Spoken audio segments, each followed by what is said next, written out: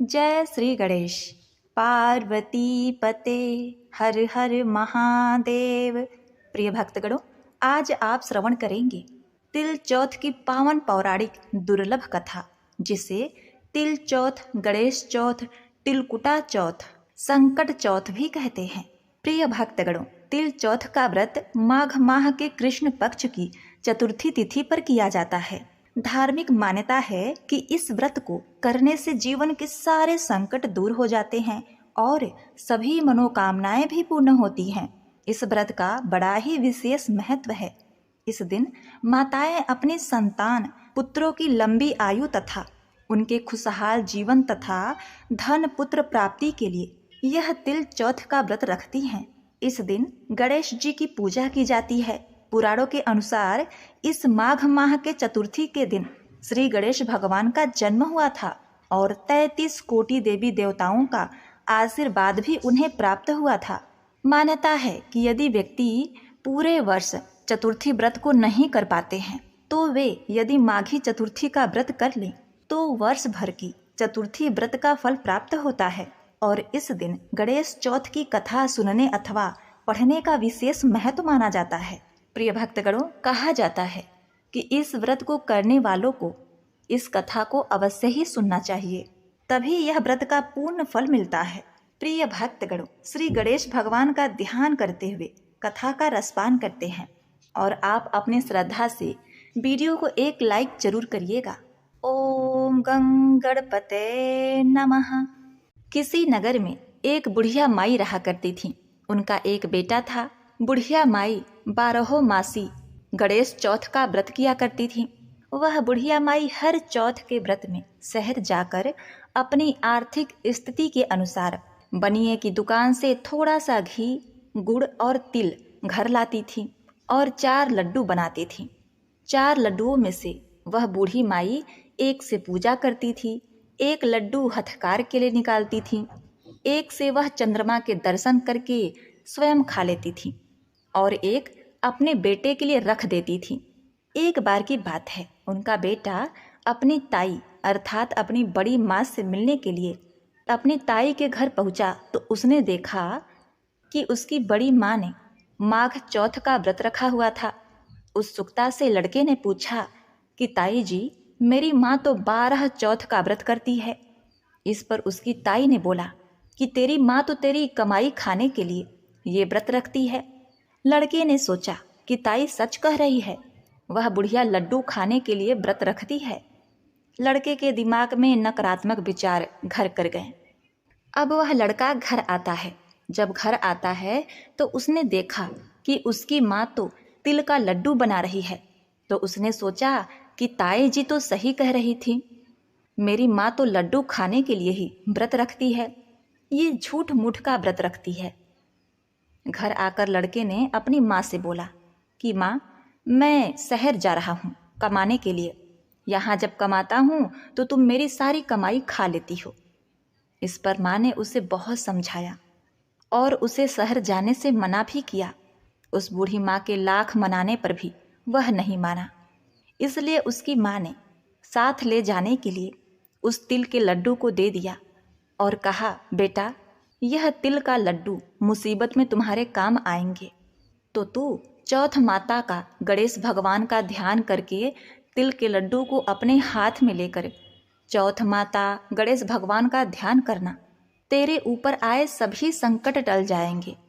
लड़के ने कहा, माँ ठीक है, यदि तू सच्चा व्रत करती है तो मेरे ऊपर आया सभी संकट टल जाएगा, यदि नहीं तो मैं संकट में फंस जाऊंगा। अब लड़का अपनी माँ की बात मानकर उस तिल के लड्डू को अपने साथ ले लेता है। शहर जाते समय रास्ते में एक बूढ़ी माँ दिखी। लड़के ने ध्यान से देखा कि बुढ़िया रोती हुई जा रही थी और पुए बनाती जा रही थी। वह रो भी रही थी और पुए भी बना रही थी।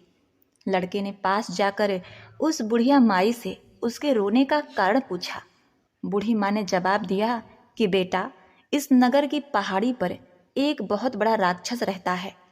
पहले तो वह खाने के लिए इस नगर के लोगों को मार दिया करता था। वह लोगों को मारकर खा जाता था। उसके इस अत्याचार को रोकने के लिए नगर में एक व्यवस्था की गई कि हर घर से एक आदमी को दैत्य के पास भेजा जाएगा और आज मेरे बेटे की बारी है, इसीलिए रो रही हूँ और उसी के लिए पुए बना रही हूँ। उस लड़के ने कहा, हे माँ, तुम ये खीर पुए मुझे खिला दो, मैं तुम्हारे बेटे की जगह उस राक्षस के पास चला जाऊंगा। बूढ़ी माँ ने लड़के की बात स्वीकार कर ली। लड़के ने खीर पुए बड़े चाव से खाए और खाकर आराम से सो गया। सोते सोते उसे शाम हो गई। शाम को बूढ़ी माँ के पास राजा के सैनिक आए और कहा कि कहाँ है तुम्हारा बेटा। बूढ़ी माँ ने लड़के से कहा, बेटा, राजा के सैनिक तुम्हें राक्षस के पास ले जाने के लिए आए हैं। वह लड़का खुशी से सैनिक के साथ दैत्य के पास चला गया। उस राक्षस के पास जाकर उसने देखा कि राक्षस तो बहुत भयानक है। अपनी जान बचाने के लिए वह इधर उधर भागने लगा और माँ माँ चिल्लाने लगा। इतने में ही उसे याद आया कि उसकी माँ ने उसे चौथ माता के तिल के लड्डू दिए थे और कहा था कि मुसीबत में यह तुम्हारे काम आएंगे।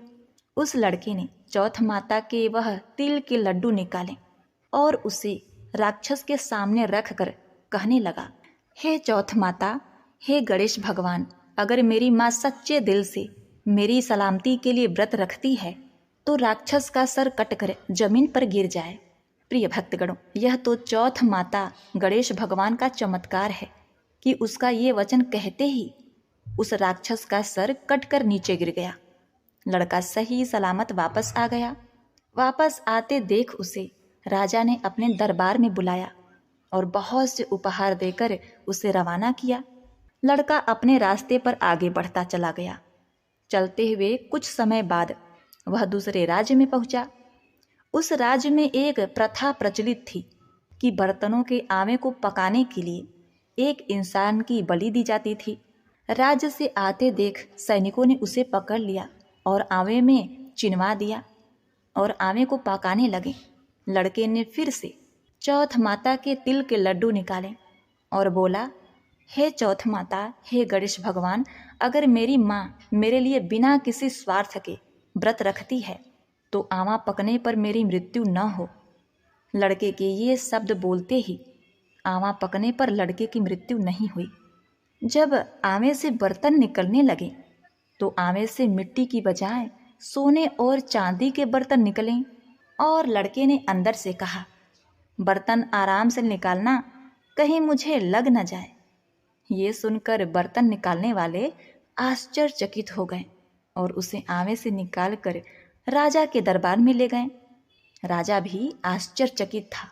राजा ने लड़के से पूछा, अच्छा बताओ, आखिर तुम इस आवे से जिंदा कैसे बच गए?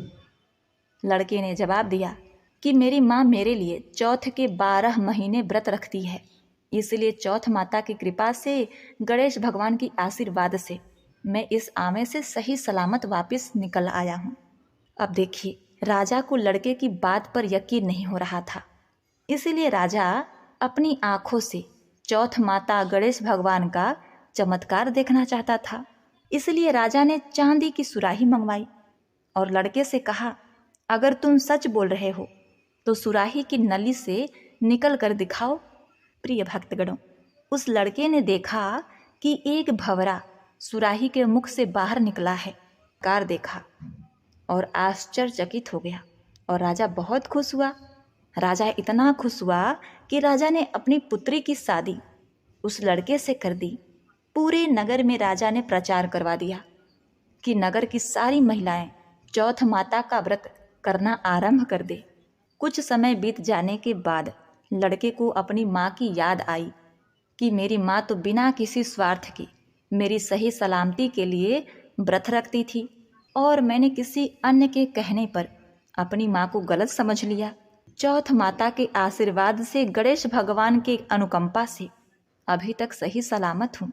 इस कारण लड़के ने राजा से अपने नगर जाने की इच्छा प्रकट की।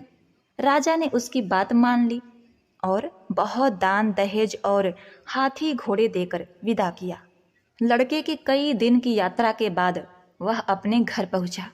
जिस दिन वह घर पहुंचा उस दिन चौथ का दिन था। लड़का उसी बनिए की दुकान में गया जहां उसकी माँ हर चौथ को आती थी। लड़के ने सोचा, आज माँ इस दुकान से गुड़ और तिल और घी लेने जरूर आएगी। जैसा लड़के ने सोचा था ठीक वैसा ही हुआ। हाथ में लाठी लिए हुए उसकी माँ रास्ते से आती हुई दिखाई दी। उसकी माँ की उम्र बहुत अधिक होने के कारण उन्हें दिखना कम हो गया था। उसकी लाठी से पैर मारा और जानबूझकर पुत्र के बारे में अपशब्द कहने लगा। उसकी बूढ़ी माँ ने कहा, भले ही मुझे गाली दे दो पर मेरे पुत्र को कुछ मत कहना। माँ के यह शब्द सुनकर बेटा उनके पैरों में गिर पड़ा और कहने लगा, माँ, मैं तुम्हारा ही बेटा हूँ, मुझे माफ़ कर दो। माँ ने उसे पहचाना और गले लगा लिया, पर उसका बेटा इतनी धन दौलत के साथ वापस आया था, इसीलिए नगर के वासियों ने विश्वास नहीं किया कि वह उसका ही बेटा है। बुढ़िया ने चौथ माता को याद किया और मन ही मन चौथ माता गणेश भगवान से कहने लगी कि मैंने अगर सच्चे मन से तुम्हारा व्रत किया है तो मेरे स्तनों से दूध आ जाए, दूध की धार मेरे बेटे के मुख में गिरे। प्रिय भक्तगणों, चौथ माता की चमत्कार से बिल्कुल ऐसा ही हुआ। दूध की धारा उसके बेटे के मुंह में गिरने लगी। सभी लोग देखकर हक्के बक्के हो गए। उन्हें यकीन हो गया कि यही उन्हीं का बेटा है और चौथ माता गणेश भगवान की जय जयकार करने लगे। उस नगर के सभी लोग चौथ माता का व्रत हर महीने रखने लगे। तो बोलिए श्री गणेश भगवान की जय, चौथ माता की जय।